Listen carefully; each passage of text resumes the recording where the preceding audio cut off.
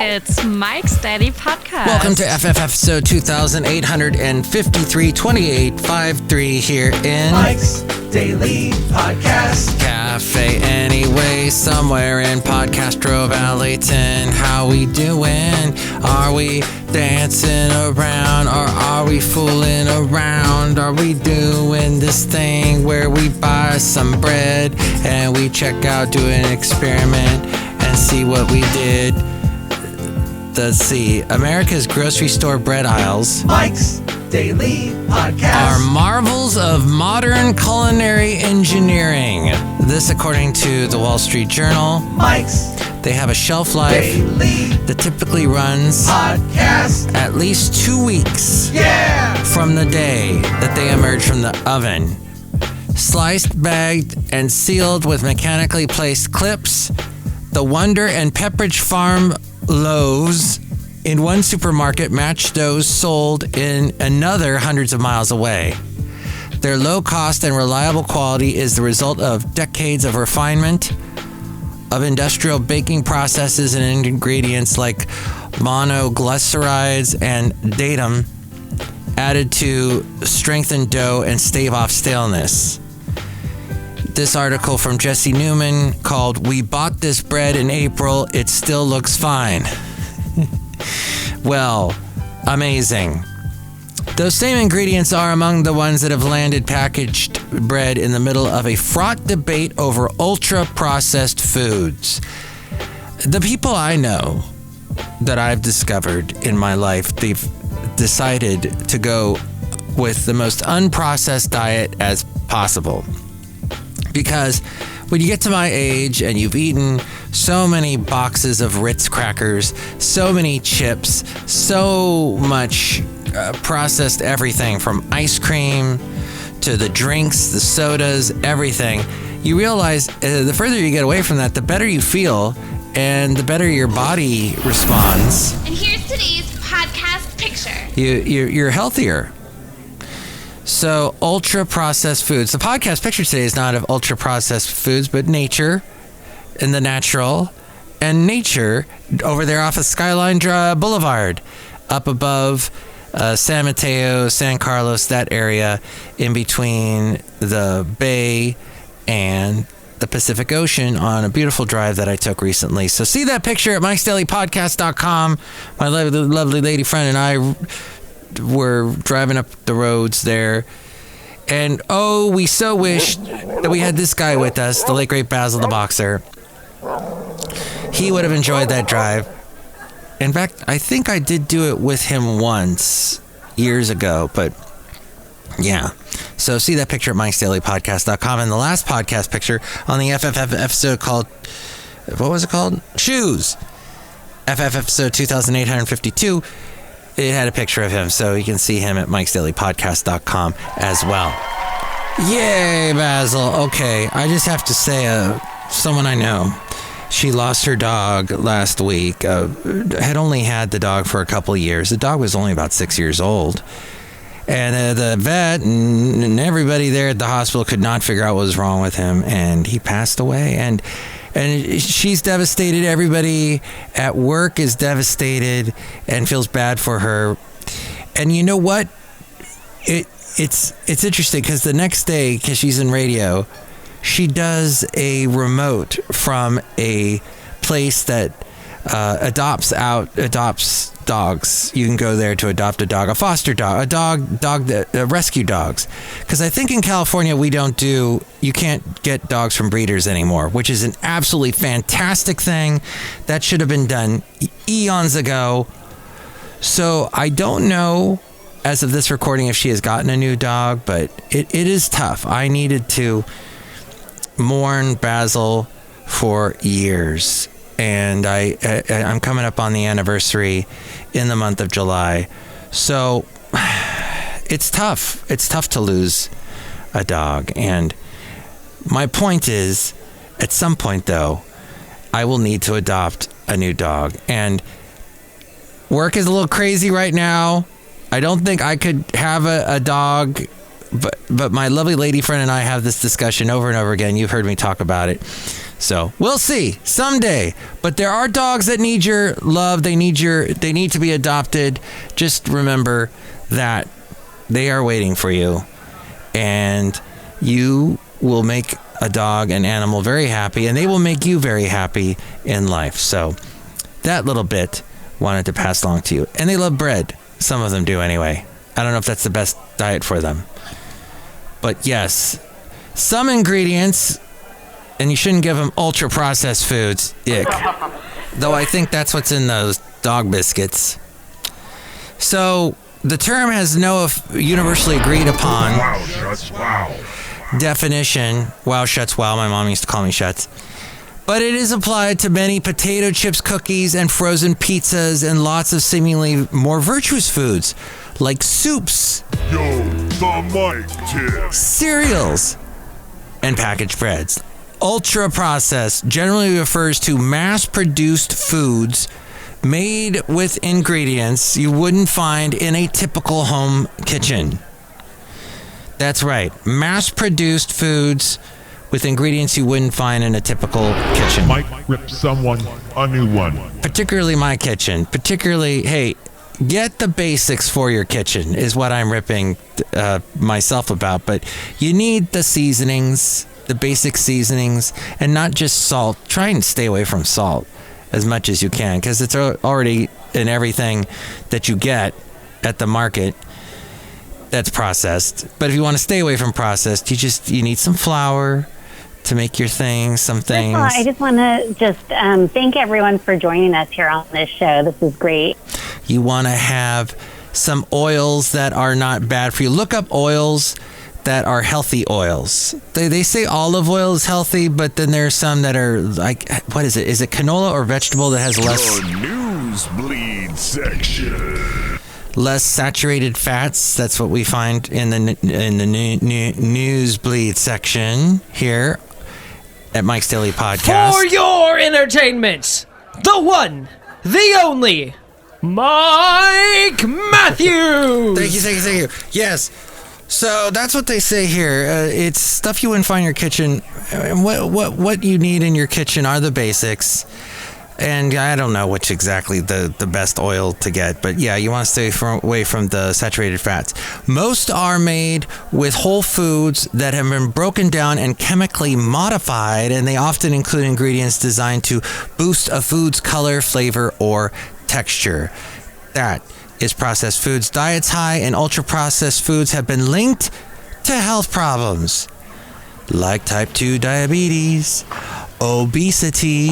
As we go outside of Café Anyway, where we bring you Mike's Daily Podcast. Mike's Scavenger Hunt. Somewhere in Podcastro Valentino, the last place on earth in the land of Ameritopica. Very interesting topica here outside of Café Anyway. It's also been linked to depression, cancer, and cardiovascular disease. And believe me, you don't want that. Because not only does that lead to heart attacks and strokes, which you don't want, because then your life is permanently changed, but also those peripheral artery diseases. This is ridiculous and random, I know, but those arteries, you got to keep them clean, because all kinds of things go wrong, like the diabetes stuff. You're getting into areas where toes can be cut off to save you, etc. So do your best. Ultra-processed foods are now under review ahead of the next set of U.S. dietary guidelines, and American shoppers are growing more aware of food processing, posing a dilemma with high stakes for the food industry, since less processed foods tend to be more expensive and quicker to spoil. But if you got a fridge, that can help you with that. They made something that can help you called a fridge. You can use that. The companies that make the spongy, unblemished loaves on our supermarket shelves are starting to change with the times. There they go. They've broken through the times. They've broken through that glass wall and into a different time, but slowly.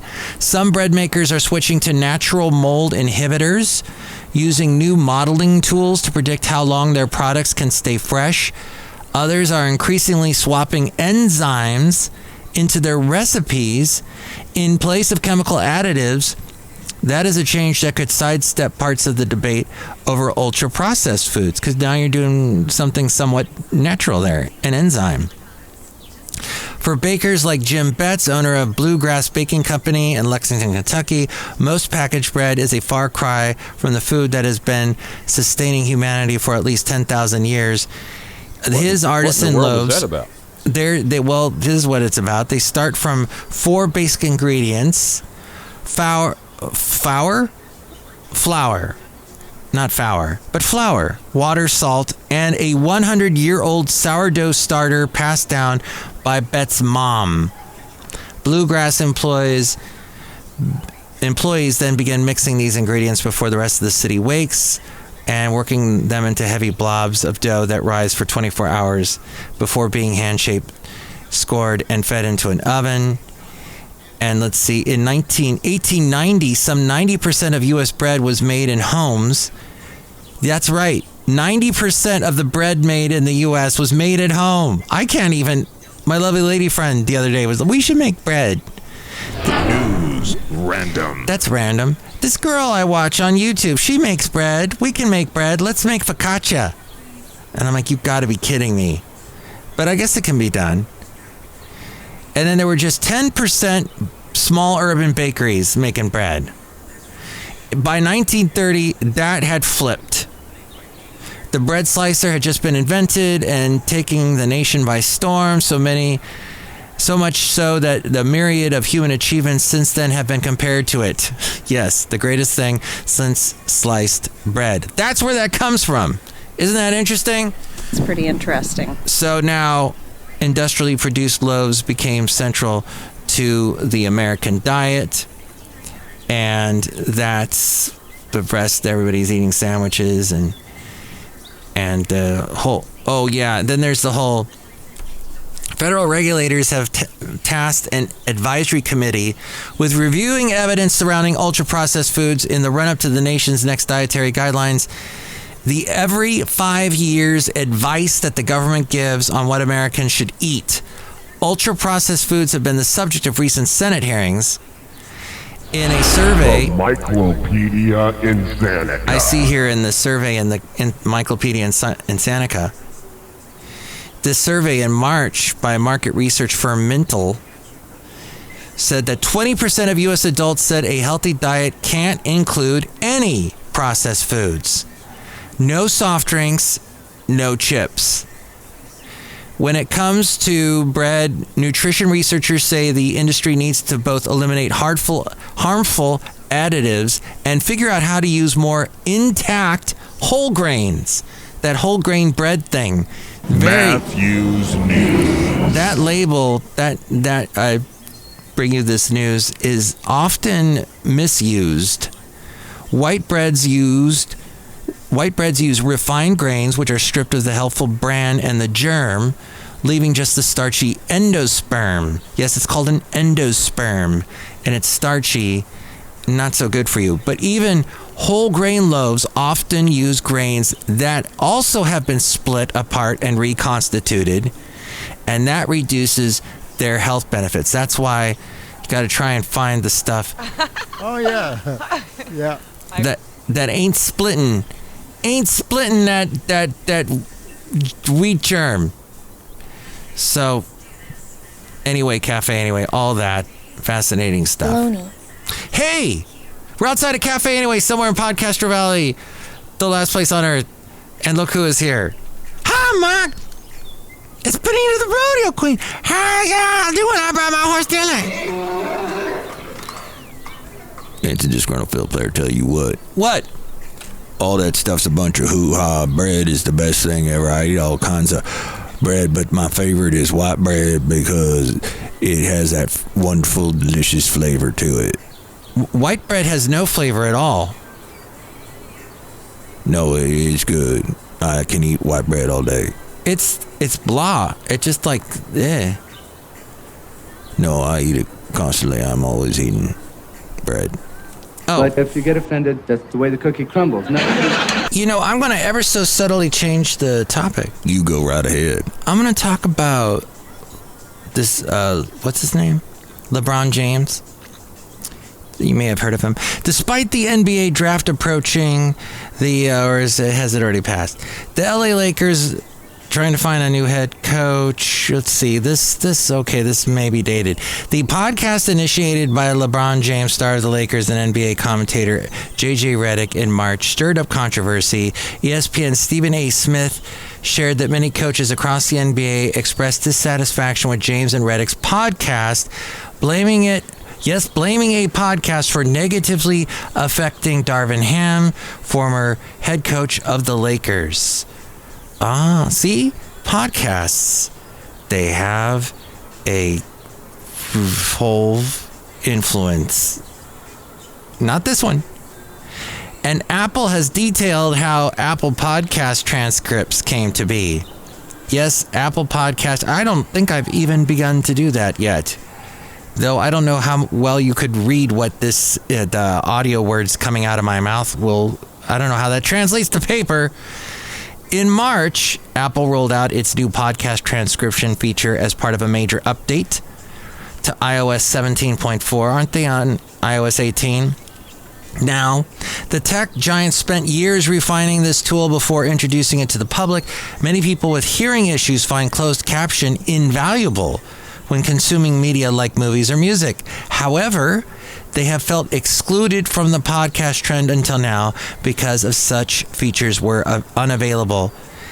And so Apple is trying to address this gap. Very interesting. And did you know nearly half of American and Spanish respondents to the recent Reuters Institute Digital News report reported listening to a podcast in the previous month? That is the highest reach for the format among 20 countries surveyed. Spain and the U.S. were at 44% of people listening to podcasts. They were closely followed by Ireland and Sweden at 43%. So U.S. is the most at 44%, then Sweden and Ireland, and then Norway and Portugal, they're at 42%. The U.K. came in 15th at 31%, and then Italy slightly ahead at 32%. But both of them ahead of the Netherlands and Germany. So there you go. Keep on listening to podcasts, folks. Hopefully you're listening to this one. Well, you must be because you heard what I just said. That's a miraculous thing. Look who else is here. Oh, Mac, I make delicious root beer. Have some right now. You know, this has been such a wonderful day with you on this podcast. And you know, this podcast comes out early. It comes out really early in the day. I found that podcasts, when they're released early in the day, like they say you should release a podcast around 4 o'clock in the morning, 5 o'clock in the morning Eastern time. But since I'm on the West Coast, it's more like 7 o'clock that it gets released. But I don't know, is that working or not? Mac, try the root beer, dang it, or I'll cut you. Okay, I'm trying it. Wow, what's in that? Asperilla. Sarsaparilla? No, asperilla. Don't want to find out what that is. That sounds like it could be poisonous or bad. Well, I have that in my body. Don't freak out, Mac. Everything's cool. All right. Next show, it's going to be the wonderful Madame Rootabega, Valentino, and Bison Bentley. If you'd like to call in and contribute in some way back to this show, here's the number. Call Mike at the Café Anyway hotline. Area code 510-228-4640. Will you shut ups? Liberty Nation Freedom Phone for All. And with more amazing facts about this podcast, like where to go to reach to me and find out all things Mike's Daily Podcast, where to listen to the podcast, the wonderful podcast pictures. Oh, and to check out my radio station that I have called The Best Obscure Rock, found by Mike Matthews. All of that can be found at this particular spot that is going to be told to you as we go to the mainframe and hear from A-Frame. Mike's Daily Podcast is written and produced and performed by Mike Matthews. His podcast is super easy to find. Download or listen to his show and read his blog at mikesdailypodcast.com. Email Mike now at mikesdailypodcast@gmail.com. See you tomorrow. Bye.